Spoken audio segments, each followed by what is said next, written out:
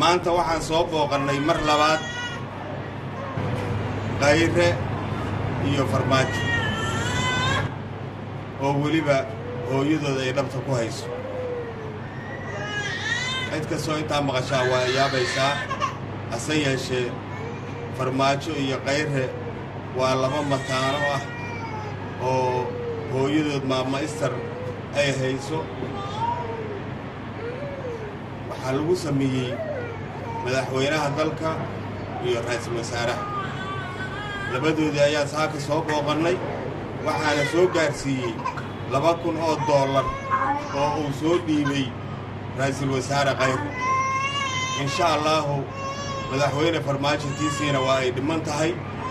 waxaan kala rabnaa carruurtaas iyo qoyskaas oo ah qoys danyara oo dadka soo barakacay ah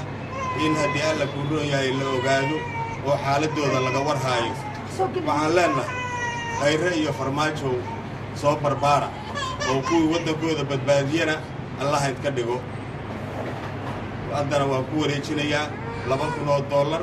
oo Khayre uu soo dhiibay waxaan gacanta u gelinayaa isla Khayre anigoo Istar Cabdi Maxamed ah ku nool Muqdisho Farmaajo Khayre hooyadooda ahay waxa lacag li soo marsiiyay oo ii soo dhiibay mudane ra'iisul wasaare Xasan Cali Khayre mudane waa maadsan tahay ilaahay waxaan kaaga bariyay caafimaad cimri dheer jagadaana ilaahay waxaan kaaga bariyay ilaa 8 sano iyo wixii ka badan inaan noo haysid oo aadan naga dhicin waxaan u sii maad celin karayaa maadka mudan abwaan guure oo masaakiinta aad hoos u fiiriya baahidooda oo aad lacagtaas ii keenay oo gurigeyga igu soo koray abwaan guure oo i qiimeeyay ilaahay khayr ha siiya abwaan guure